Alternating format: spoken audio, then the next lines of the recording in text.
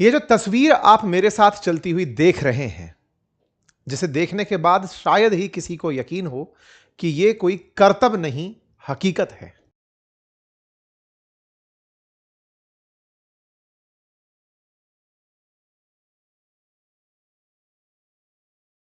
इस तस्वीर ने जैसे ही सोशल मीडिया पर जगह ली, अचानक चर्चा का विषय बन गया। चर्चा इस बात की कि एक व्यक्ति हवा में इतनी फिट ऊंचाई पर उठने के बाद कैसे सुरक्षित बच गया। आफ्टर ऑल घटना क्या थी जिसके चलते ऐसा दृश्य देखने को मिला? घटना कहां की थी, घटना क्यों हुई और घटना का जिक्र क्यों नहीं हुआ? आप और हम कहां बिजी थे और घटना के जिक्र में रूस की एंट्री कैसे हो गई? अंतरराष्ट्रीय खबर राष्ट्रीय खबर बनने से पहले कैसे बन गई? क्या हम लोग इतने ज्यादा खबरों को लेकर के संवेदनहीन हो गए हैं कि राष्ट्रीय मीडिया में इसकी चर्चा की जगह ही नहीं बनी? आइए चर्चा करते हैं आज के इस सेशन में उत्तर प्रदेश के अंदर आए एक ऐसे तूफान की, जिस तूफान की तस्वीरें देखकर दुनिया में कहीं भी भीषण से भीषण तूफान की कल्पना इन तस्वीरों से की जा सकती है। ये तस्वीर में जो हवा, जिस गति से ये हवा चल रही है, अगर आप इस तस्वीर को देखें, ये एआई जनित तस्वीर नहीं है। 130 किलोमीटर प्रति घंटे की रफ्तार से उत्तर प्रदेश के अंदर हवा चली है, तूफान आया है और इसने लगभग 100 से अधिक लोगों की जान ले ली है। दुनिया बिजी थी ट्रंप और शी जिनपिंग की मुलाकात में। भारत बिजी था ईरान के विदेश मंत्री की प्रधानमंत्री और विदेश मंत्री से मुलाकात में। लेकिन इसी बीच में रूस के विदेश मंत्री भारत आए हुए थे ब्रिक्स की इस बैठक में, जिस पर हमने सेशन किया था। यह बात पुतिन तक पहुंचती है कि जिस समय यह बैठक हो रही थी, उत्तर प्रदेश के अंदर एक भयंकर तूफान आया था। सबसे बड़ी चर्चा यह कि यह तूफान जो अक्सर समुद्र से उठते हैं वैसा नहीं था। एक ऐसी घटना थी जिसे सोचने में भी लोगों को कयास नहीं लग रहा था कि यह हो क्या रहा है। चर्चा हुई जब पुतिन के हैंडल से मिनिस्ट्री ऑफ फॉरेन अफेयर्स के थ्रू इंटरनेशनली भारत के प्रधानमंत्री और राष्ट्रपति को कंडोलेंसेस भेजी गई। उनसे कहा गया कि हमारी सांत्वना स्वीकार करिए। किस बात की? आपके देश में तूफान आया और 100 से अधिक लोग मर गए। यह तस्वीर असल मायने में वायरल थी, लेकिन इसे लोग यूं ही आनंद के साथ शेयर कर रहे थे। ऐसी ही ना जाने कितनी तस्वीरें रही होंगी, तब जाके 100 से अधिक लोगों की मौत हुई। ये बयान करते हैं गिरते पेड़, टूटी गाड़ियां कि एक ऐसा तूफान था जिसको हमने खबरों के पन्नों पर यूं ही पलट तो दिया, लेकिन कारण जानने से चूक गए। क्या पर्यावरण परिवर्तित हो रहा है? क्या कुछ ऐसा हो रहा है जो आप और हम ऑब्जर्व नहीं कर रहे हैं? ऐसा कैसा तूफान आ गया कि 100 से अधिक लोगों की, न्यूज चल रही है 117 लोगों की मौत की। ऐसा क्या हुआ? हेडलाइंस अब बनते बनते 111, 117 इतना तक पहुंच गया है। उत्तर प्रदेश के अंदर इस तरह का डेथ होना, इस तरह की आपदा का आना और राष्ट्रीय मुद्दों पर बहुत बाद में चर्चा में आना, ये दुखद है। लेकिन आज के सेशन में समझेंगे कि आफ्टर ऑल ये हुआ क्या था। आइए शुरुआत करते हैं इस पूरी कहानी को विस्तार से जानने की, इसके कारण को समझने की। आइए, तो फिलहाल चर्चा है उत्तर प्रदेश के अंदर 100 से अधिक लोगों के मारे जाने की, इस तूफान के आने की, जिस तूफान ने लगभग 130 किलोमीटर प्रति घंटे की रफ्तार से उत्तर प्रदेश के कई शहरों में इस तरह का अंधड़ और हादसे उत्पन्न कर दिए थे। तस्वीरें अपने आप में बयान कर रही हैं कि यह जब हादसा हुआ होगा, जिस समय यह तूफान आया होगा, उस समय पर कैसे दिन में अंधेरे की स्थिति उत्पन्न हो गई होगी। यह तस्वीरें अपने आप में बात बता रही हैं कि यह पूरी तरह से आंधी थी और एक आंधी की स्थिति में मिट्टी का प्रभाव, पूरी तरह से जमीन से उठ करके निकली हुई मिट्टी, और मिट्टी को किस तरह से तापमान ने टेम्परेचर ग्रेडियंट के मामले से थंडर स्क्वायरल उत्पन्न कर दिया था। यह तस्वीर है जिसमें एक पेड़ लाइव किसी गाड़ी पर गिरता हुआ दिख रहा है। न जाने कैसी इतनी सारी घटनाएं हुई होंगी जिसकी तस्वीरें इतनी बड़ी बनी। अगर जिलेवार चर्चा की जाए तो प्रयागराज में सबसे अधिक 21 मौतें, भदोही, मिर्जापुर, फतेहपुर, उन्नाव, बदायूं, प्रतापगढ़, बरेली, सीतापुर, रायपुर, चंदौली, कानपुर, इन सब में मौत की खबर निकल कर आई। हुआ कुछ कुछ इस तरह से था कि उत्तर प्रदेश के अंदर लो दाब का केंद्र बना था। लो दाब के केंद्र को आसान भाषा में ऐसे समझिए, अगर आपके पास में बहुत सारा पानी एक जगह रखकर दे दिया जाए और उसको कहा जाए कि गिराइए, तो आप उसको जमीन से ऊपर की तरफ फेंकने के लिए तो प्रेशर लगाएंगे, लेकिन जहां पर दाब पानी का कम है, यानी कि जमीन की तरफ, वो स्वतः ही लुढ़क सकता है। आप उसे छोड़ दें तो वो जाकर पात्र से बाहर निकल जाएगा। ये बिल्कुल वैसे है, एक जगह आपने बहुत सारा खुशबू परफ्यूम छिड़का, लेकिन दूसरे कॉर्नर तक उसकी खुशबू पहुंच गई, क्योंकि जहां पर खुशबू की अधिकता थी, सांद्रता अधिक थी, उससे कम कंसंट्रेशन की तरफ वो उड़ करके पहुंच गई। यानी कि दाब प्रवणता पता प्रेशर ग्रेडियंट के थ्रू मूवमेंट ऑफ एयर होता है। कुछ ऐसा ही उत्तर प्रदेश के अंदर लो दाब का क्षेत्र बना था और आसपास से उच्च दाब के क्षेत्र की हवाएं उतरकर चली आई। लो दाब का क्षेत्र क्यों बनता है, क्या है इसके पीछे की कहानी जिसके चलते लो दाब के क्षेत्र की चर्चा होती है, अब उसे थोड़ा सा समझते हैं। देखिए, जब धरती गर्म होती है तो गर्म होने पर हवा उठ जाती है, हवा जमीन को छोड़ देती है। अब धरती गर्म होती है, इसका क्या कहानी है? धरती गर्म होने की कहानी यह है कि रोजाना जब सूरज की रोशनी लगातार धरती पर पड़ रही होती है तो धरती के गर्म होते होते लगभग दोपहर का 2 बज जाता है। धरती का गर्म होते होते 2 बज जाता है, इससे मतलब क्या है? मतलब यह है कि सूरज का तापमान जब धरती को छूता है तो पहले तो धरती की अपनी आत्मीय जो ऊर्जा है वो उसको सहन कर रही होती है, हीट को अपने अंदर लेती चल रही होती है, लेकिन एक समय बाद हीट को वापस रिपेल करने का समय आ जाता है। अक्सर लगभग दोपहर 2 बजे ऐसी स्थितियां उत्पन्न होती हैं कि धरती अपने इस टेम्परेचर को वापस से निकाल कर भेज रही होती है। इस टेम्परेचर को निकालकर जब वो वापस भेज रही होती है तो धरती के जस्ट ऊपर उपस्थित जो एयर है वो एयर गर्म होने लगती है और गर्म हुई हवा हल्की हो जाती है और हल्की हवा उठ जाती है।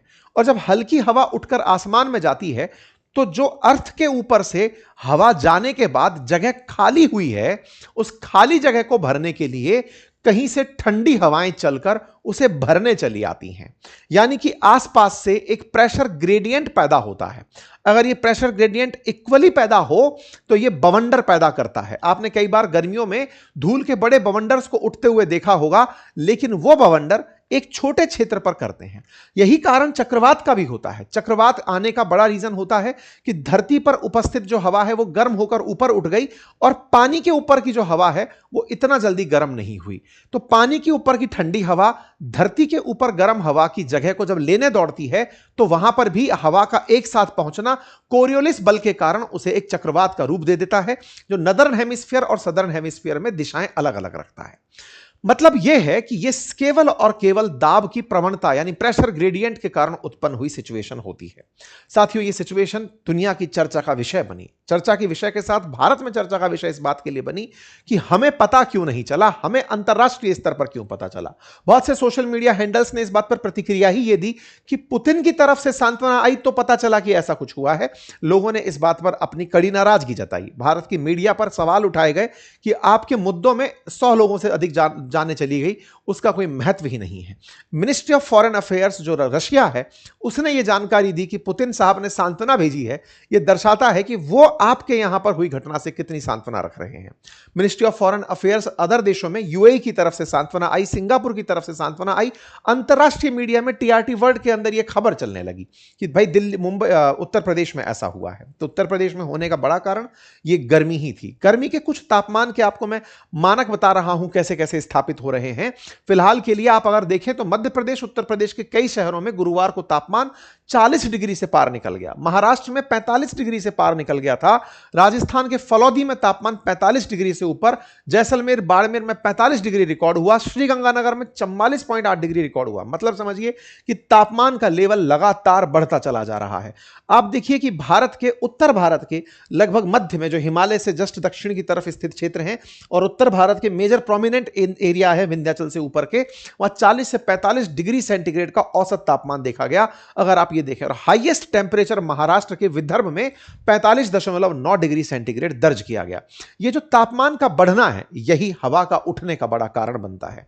मतलब टेंपरेचर इंक्रीज हुआ, उसकी वजह से हीट वेव चलना शुरू हुआ। उस टेंपरेचर के उठ जाने से, टेंपरेचर के चल जाने से, गर्म बढ़ जाने से हवा जब ऊपर उठी तो उसके आसपास के अंदर हवाएं चलना शुरू हुई और जब ये घूम नहीं पाई तो इन्होंने एक बवंडर पैदा कर दिया जिसे थंडर स्क्वेल नाम दिया गया। ये जो घटना उत्पन्न हुई इसके पीछे का ज्योग्राफी में जो आंसर है वो थंडर स्क्वेल है।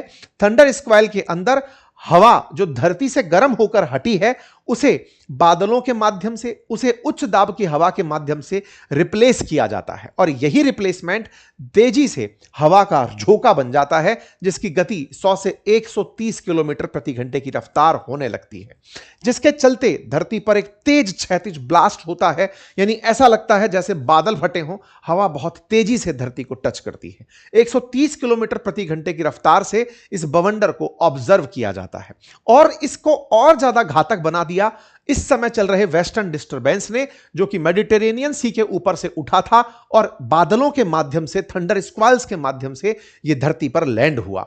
सूखी हवा जब धरती पर लैंड हुई तो उसने हवा के प्रेशर के साथ साथ बहुत सी स्थितियां स्टॉर्म की उत्पन्न कर दी। यही कारण था कि यह आंधी तूफान से ऊपर का लेवल बनकर आया।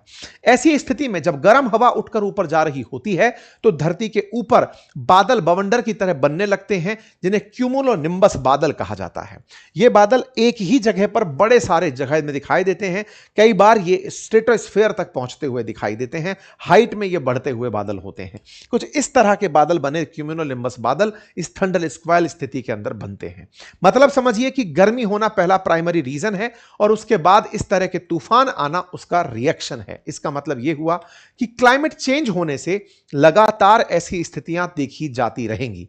तो सर, ये वेस्टर्न डिस्टरबेंस जो पहले अभी कारण बना था, क्या वो फिर से जिम्मेदार है? बिल्कुल। मेडिटेरेनियन सी के ऊपर उत्पन्न हुआ जो दाब का केंद्र है, वो इस थंडर स्क्वाल को देख करके और तेजी से इसको धरती पर लैंड कराया, जिसके चलते उत्तर प्रदेश के अंदर आपको ये सब दृश्य देखने को मिले। क्या ये फिर देखने को मिल सकते हैं? बिल्कुल। जब तक मानसून भारत में नहीं आएगा तब तक ये स्थितियां और देखने को मिल सकती हैं। इसके चलते होगा क्या? इसके चलते बेमौसम बारिश हो सकती है, फसलों को नुकसान हो सकता है, जैसे आज के ही अलर्ट में है कि इस तरह की स्थितियां फिर से उत्पन्न हो रही हैं। ठीक है। और हां, यहां पर जो पीड़ित परिवार के सदस्य रहे हैं उनको सरकार की तरफ से 4 लाख रुपए का कंपनसेशन देने का निर्धारण किया गया है। जिले के अधिकारियों से कहा गया है कि वो यहां पर जाकर सुनिश्चित करें कि लोग सुरक्षित रहें। साथ ही साथ में लोगों को सलाह दी गई है कि वो ऐसी जगह जहां पेड़ हो, टीन शेड हो, उनसे बचकर निकलें, पेड़ के नीचे आश्रय ना लें, पक्के घरों में रहें और अपना पूर्ण ख्याल रखें। यानी कि इन गर्मियों में आप तेज हवाओं को हल्के में ना लें। यह हो सकता है कि थंडर स्क्वाल की स्थिति पैदा करके आपके जीवन को संकट में डाल दे। उम्मीद करते हैं कि आपको यह जानकारी काम की होगी। अपने सभी साथियों के साथ इसे अवश्य साझा करिए। चैनल पर नए हैं तो सब्सक्राइब कर लीजिए। और हां, अगले 3 दिन हमारी क्लासेस के लिए ऑप्शन उपलब्ध हैं।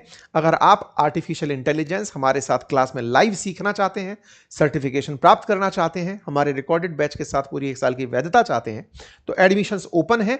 विशेष रूप से इस कार्यक्रम का आयोजन छोटे बच्चों को ध्यान में रखकर, घर के बुजुर्गों को ध्यान में रखकर किया गया है, ताकि उन्हें एआई से बहुत कुछ सिखाया जा सके। अगर आप भी उसके साथ जुड़ना चाहते हैं तो आइए, लिंक कमेंट बॉक्स में पिन किया